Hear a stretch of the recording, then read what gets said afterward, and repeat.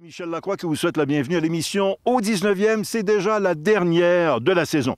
Qu'est-ce qu'on a au menu pour vous cette semaine? Tom Pernice Jr. C'est un gars qui a remporté 2 victoires sur le circuit PGA Tour.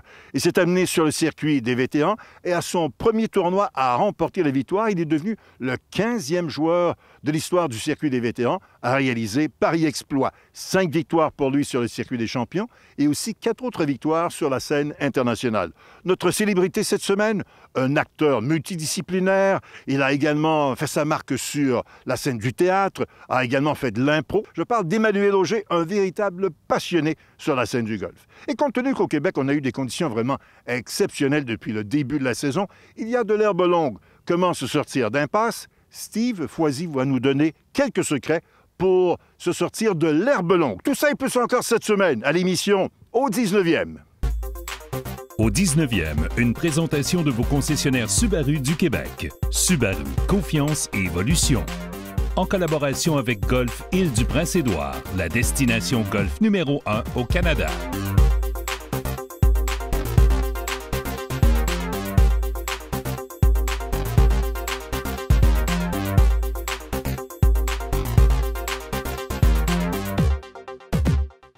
La rencontre de la semaine est une présentation du club de golf Atlantide. Plongez dans le monde de l'Atlantide. En compagnie du comédien Emmanuel Auger. Emmanuel Auger, tu joues pas souvent au golf? Non. Mais tu es un sportif de nature. Oui. Compétitif? Non.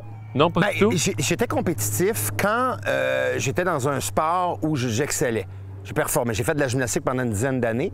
Je me rappelle que dans ce temps-là, la défaite était difficile à endurer. Tu sais. Au hockey, je joue beaucoup au hockey, mais je suis pas un gars compétitif. J'ai commencé à jouer au hockey pour lancer compte. C'est vraiment là où j'ai commencé à m'améliorer et à travailler quand j'ai joué dans la série lancer compte. Fait que je pouvais pas dire que c'était un sport que j'excellais et tout ça. Puis le golf, encore moins. J'ai vraiment commencé, ça fait peut-être 4-5 ans, à la demande de certaines fondations où tu t'es invité pour des tournois. Puis tu te dis, ben pourquoi pas? J'aime la nature. J'aime vraiment être dans la nature. Fait que c'est un prétexte pour être entre amis, s'amuser. Exact. Moi, si j'étais l'inventeur du golf, j'aurais probablement arrêté au numéro de Pierre Lambert, le numéro 13. Moi, un petit 13 trous, là, ça va super, je suis bien heureux. Les 6 derniers, j'ai trouvé un peu plus difficile, un peu plus long. Par contre, si on prend ma partie d'aujourd'hui, le dernier 9 a été mieux. Pas mal mieux que le premier 9. Ouais. Habituellement, c'est l'inverse? Non, généralement, ça va pas bien pantoute. Généralement. Je me fie beaucoup sur mes partenaires. À part la nature, qu'est-ce qui vient te chercher dans une partie de golf entre amis? C'est surtout pour les... Écoute, je te le dis tantôt, les fondations. Tu sais, moi, j'ai quand même 3 fondations qui sont mes chevals de bataille. L'autisme, la déficience intellectuelle, dont je m'implique beaucoup. Et quand tu sollicites les artistes à venir dans tes fondations, c'est la moindre des choses que toi, tu ailles dans les fondations des autres. C'est un prétexte aussi pour se voir entre amis. J'ai rencontré tantôt au déjeuner plein de gens que ça faisait longtemps que je n'avais pas vu. Alors, on n'a pas la chance de se rencontrer toujours, de se côtoyer toujours en tant qu'artiste parce qu'on fait soit chacun notre domaine, un est humoriste, l'autre est dans les sports, un est comédien, l'autre est à la radio. Et quand on se rencontre comme ça, c'est vraiment une journée pour fraterniser, s'amuser et en même temps, ramasser des sous pour des bonnes fondations. Puis on en a besoin. Tout à fait. Parce que aider les autres, je pense que c'est un but premier. Surtout nous autres, les artistes, si on fait le métier, c'est grâce au public qui nous encourage, qui nous aime. Fait que c'est la moindre des choses de redonner au public. Est-ce que c'est, par exemple, à la retraite, quand tu aurais plus de temps, c'est un sport auquel tu pourrais t'accrocher? Peut-être que oui. Peut-être que oui, parce que c'est surtout pour la tranquillité d'être sur un lac. Fait que le golf, c'est peut-être ça aussi, la tranquillité d'être sur un terrain de golf. On n'entend rien. On n'entend rien. C'est la paix totale. J'ai 3 enfants à la maison. Fait que c'est rock and roll à la maison. Fait que c'est un exutoire de sortir de chez soi, d'arriver entre amis puis de s'amuser dans un lieu aussi beau que ça. Le mirage, là, c'est quand même le mirage, hein? Fait que quand on t'appelle, tu te dis, ça te tente-tu de venir, on t'invite, tu dis oui avec un grand plaisir. Tu parlais de maison. Tu regardes-tu le golf à la maison? Oui, des fois, oui, le dimanche, quand il pleut, des fois de temps en temps. Mon père est un grand fan de golf. Il pratique pas le golf, mais il l'écoute religieusement. C'est un sport qui est autant...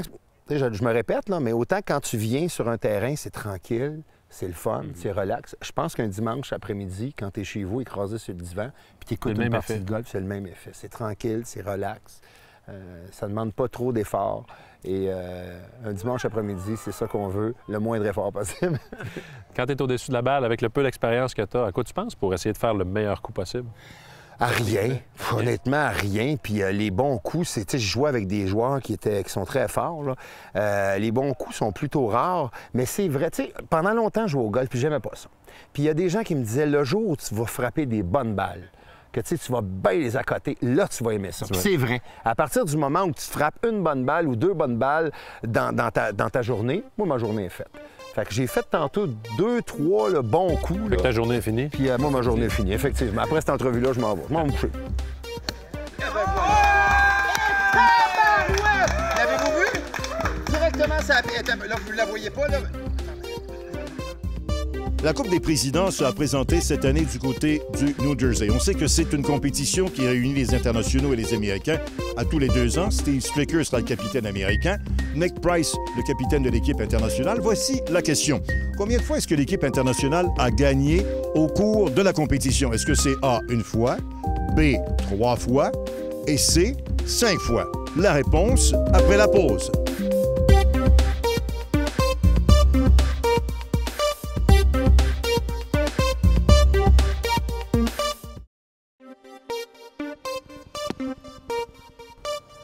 On vous posait la question, combien de victoires pour l'équipe internationale dans le cadre de la Coupe des présidents?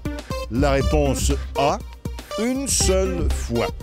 Il faut préciser qu'il y a eu aussi un match nul. C'était en 2003, alors que le tournoi était disputé en Afrique du Sud. En 2007, lorsque présenté à Montréal, ce sont les Américains qui avaient remporté cette fameuse Coupe des présidents. Alors, Jean-Sébastien Légaré en compagnie de Tom Pernis Jr. Tom, several seasons on the Champions Tour. What's your goal for 2017? Well, I think everybody's goal is to try to win the Charles Schwab Cup and see if we can dethrone Bernhard Langer. Yeah. That's a tough task, though, very tough. So how's the atmosphere on the Champions Tours? I mean, for the past 5 years. I think we're on the right direction. You know, John, new director, has done a great job for us. Greg McLaughlin, trying to increase some tournaments. The sad thing is we lost Montreal, so we miss being in Montreal. That's probably the toughest thing. But we had a new tournament in Japan this year, which we're all excited about, and I think we're up to 26 events. So it's good and healthy. Yeah, that's a good challenge. 26 events. How do you manage the schedule? It's not too bad. You know, we played all these years on the tour, and I used to play 30 weeks on the tour. So, you know, you have to rest when you need to when you have a big block, and try to conserve your energy as much as possible. But you know, we've been doing this for a long time, so it's kind of second nature, I say.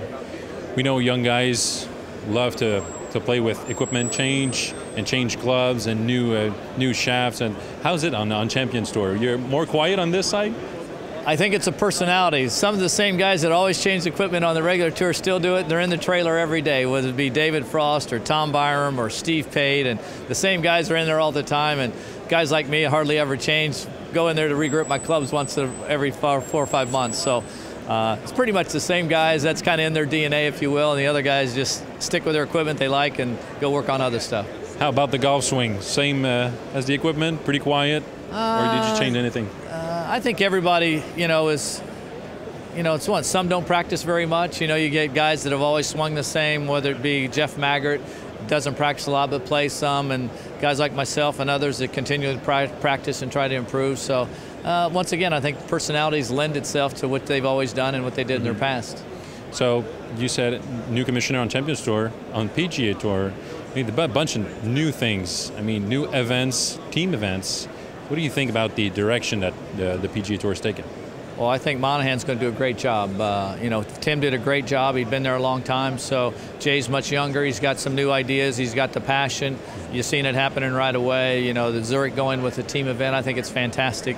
You know, we're looking at opportunities to maybe do a team event with the LPGA possibly, possibly with the regular tour. So the options are all open. Jay Monahan's all for the Champions PGA Tour. So everything's looking good. We're excited about Jay and what Greg's been there for 2 years and what he's done. You've been from inside the rope. I mean, it was an Olympic year last year. What's your feedback from what you saw? I think everything about the Olympics was great, other than I think a lot of the players and maybe some of the people didn't like the format because it just looked like another PGA tournament, you know, an individual tournament. You know, more of the World Cup format might be good, where your two players are playing as a team and you have 2 players from every country. And I think if they can adjust the format, I think it'll be even a bigger success. Last question. I mean, state of the game's been big question for the past several years. Now it's getting more positive. How do we bring more people, and especially how do we bring more women to the game, more girls? You know, I think that's the $100 million question, obviously, and people are trying to figure out how to grow the game and what to do. And as tour players, all we can do is try to be a good influence and good role models, put on a good show. And, you know, I think this is a big week coming up. Tiger Woods is coming back. It's a big stir what's going on at Torrey Pines this week and at Farmers Classic. So with all the young guys doing so well, the game's in great shape, I think, with Jordan Spieth and the Ricky Fowlers and Justin Thomases and the Jason Days and Dustin Johnsons. But to have Tiger and Phil back in the mix would really make it exciting. So from an entertainment and spectator standpoint, I look at San Diego in the next 3 or 4 weeks with Tiger's return to be very exciting. Well, Tom, thanks for your time and enjoy your 2017 season. Thank you. Appreciate seeing you.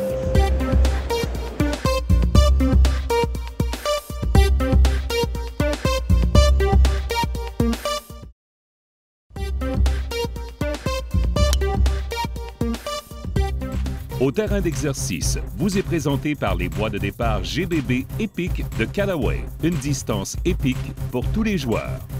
Aujourd'hui, le sujet que je souhaite couvrir avec vous est la position de la balle dans l'herbe longue, en périphérie du verre, et l'importance de vous adapter à différentes situations. Donc, pour tout coup semi-lobé en périphérie du verre et où la balle repose en surface, ce qui est très important de comprendre, c'est que l'angle de rebond de votre cocheur, le rebond, c'est quoi? C'est un angle par rapport au sol qui va permettre une belle interaction entre la tête de bâton, le sol, la balle et va permettre la finition du mouvement. Donc, il n'y a aucune interférence derrière la balle dans ce cas-là. Donc, la position que je vous demande d'adopter est une position qu'on qualifie de standard. Donc, premièrement, ce qu'on veut, c'est avoir une position des pieds qui est rapprochée, avec le pied avant, qui pour moi est mon pied droit, légèrement pivoté vers ma cible. Par la suite, ce qu'on veut, c'est avoir une position des mains un petit peu plus basse sur la poignée, question de nous amener près de la balle puis assurer un contrôle de l'exécution.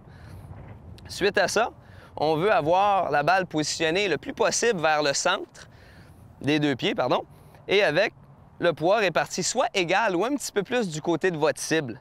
De cette façon-là, vous allez pouvoir limiter votre élan arrière et contrôler le coup encore une fois. Ça ressemble un petit peu à ça.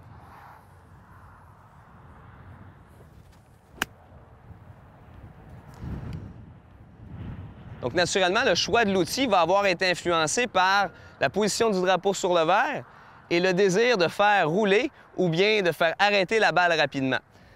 Dans le cas contraire, quand la balle elle est enfouie, comme on peut voir ici, il y a quelques modifications qu'on se doit d'apporter à notre position d'adresse qui va influencer la façon dont le bâton va venir interagir avec la balle. Donc, ce n'est pas nécessairement dans l'exécution qu'il y a un énorme changement.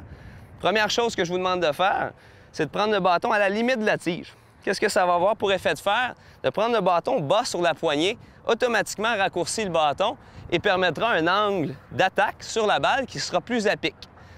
Par la suite, on veut exagérer l'angle d'attaque vers la balle pour que la portion tranchante du bâton vienne chercher le bas de la balle. Donc, première chose, main à la limite de la tige. On veut prendre une position des pieds qui sera plus large. La raison principale, c'est qu'on aura les mains plus basses. On veut laisser de l'espace. On va avoir à tout déplacer vers notre objectif, c'est-à-dire le poids, notre tête et la poignée vers l'objectif qui est notre drapeau. De cette façon-là, on n'a rien à changer au niveau de l'exécution. Par contre, on se doit de comprendre que la portion tranchante du bâton qui va pénétrer dans le sol avec un angle qui est plus à pic permettra peut-être pas nécessairement une finition vers notre cible. Le bâton risque d'arrêter dans l'herbe. Ça ressemble un petit peu à ceci.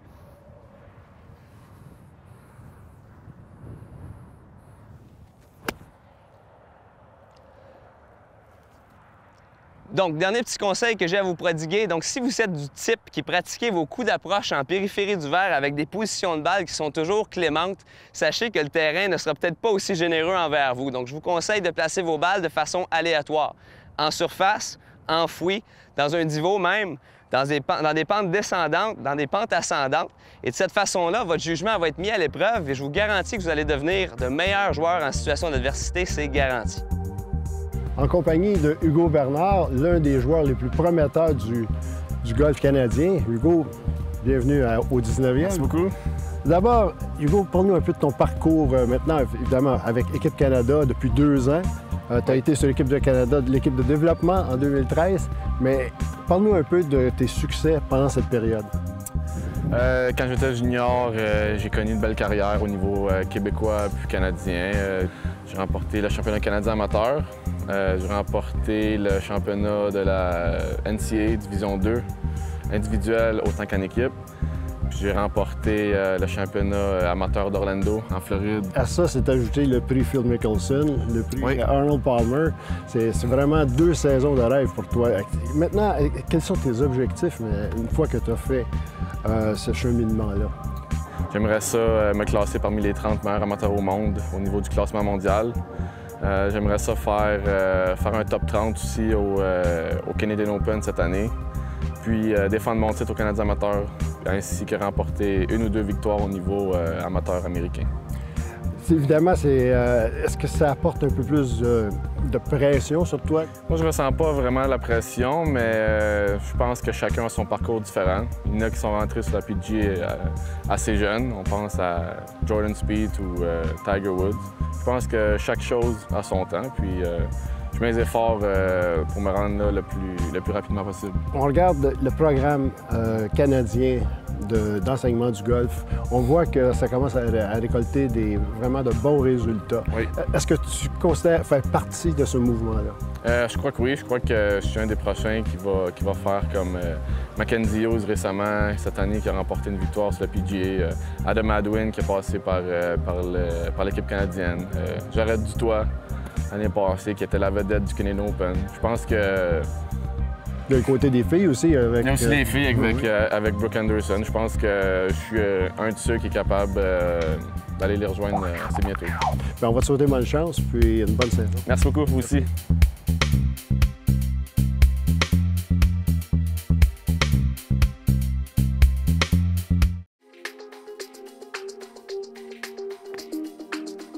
Lors du dernier tournoi des séries éliminatoires pour l'obtention de la Coupe FedEx l'an passé, Kevin Na a inscrit un record officieux sur le circuit PGA Tour en enregistrant le 18 trous joué le plus rapidement de l'histoire. Mais calmons-nous, cette marque est encore bien loin des standards du speed golf, alors que les meilleurs adeptes au monde de cette discipline franchissent des parcours de golf en moins de 45 minutes, sans oublier qu'ils signent des cartes de pointage sous la barre des 80, ce qui est quand même plus que respectable. Alors, pour revenir à Kevin Na, jouant seul dans le premier groupe de la journée pour la 2e fois consécutive, Kevin Na et son cadet n'avaient jamais planifié de jouer aussi rapidement et ne croyaient surtout pas avoir inscrit une ronde sous les 2 heures. Bien, c'est exactement ce qu'il a fait. Il a inscrit 4 Wasley, ses 4 derniers trous, pour obtenir un score de 70 en 1 heure, 59 minutes et 52 secondes. Ce qui est quand même ironique dans tout ça, c'est que Kevin Na est considéré comme un des joueurs les plus lents sur le circuit PGA Tour. Quand on parle de rendre la pratique du golf plus moderne et accessible à tous, le club de golf L'Express, situé à La Prairie, s'avère un modèle en la matière. Je vous fais découvrir cette semaine ce concept unique en compagnie de Michael Pouchet au développement des affaires.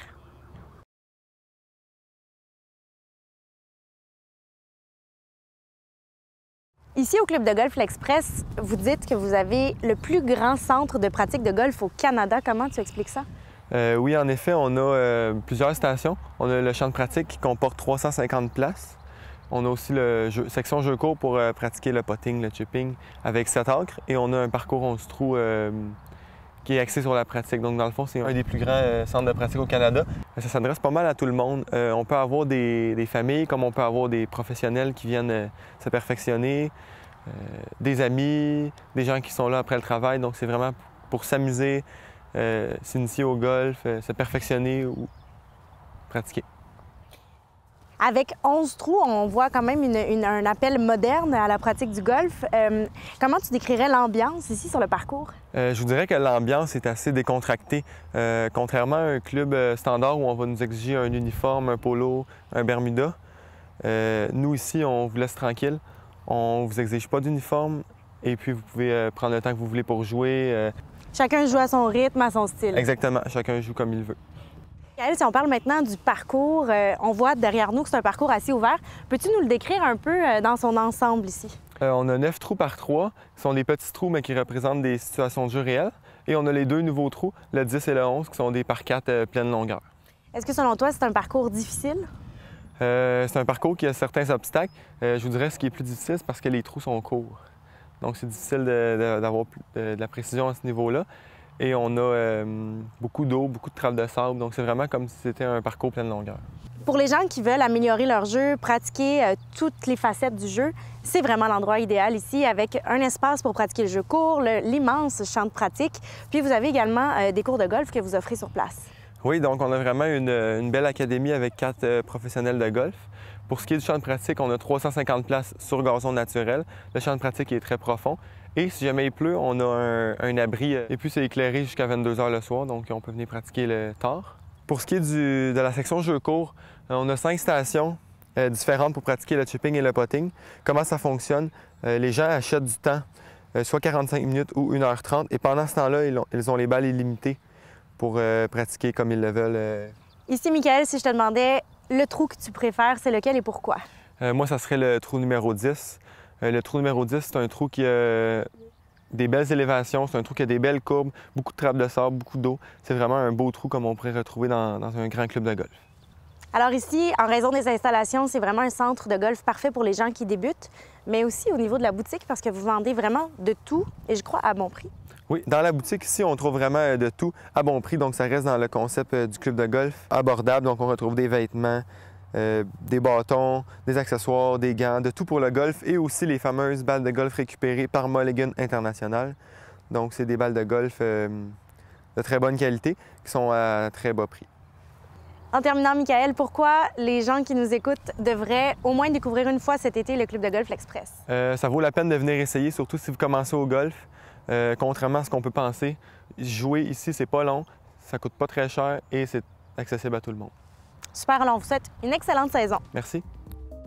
Ben, c'est là-dessus que se termine l'émission au 19e cette semaine et pour la saison, une 6e déjà en votre compagnie. On espère que cela vous a plu. La présentation d'entrevues en compagnie de joueurs vedettes que sont Annika Sorenstam, notamment Greg Norman, et aussi nos rencontres avec Jon Rahm, Bryson DeChambeau, les jeunes qui montent du côté du PGA Tour. On espère aussi que vous avez été avec nous agréablement surpris de découvrir les gens de la relève du côté junior, du côté québécois et du côté canadien, en espérant qu'éventuellement, ils se retrouvent eux aussi sur la scène internationale. À souhaiter que les conseils de nos professionnels ont fait en sorte que cela a amélioré votre jeu.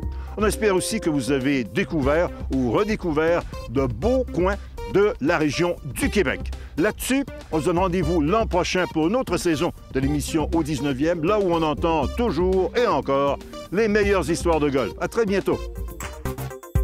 Au 19e vous a été présenté par vos concessionnaires Subaru du Québec en collaboration avec Golf Île-du-Prince-Édouard.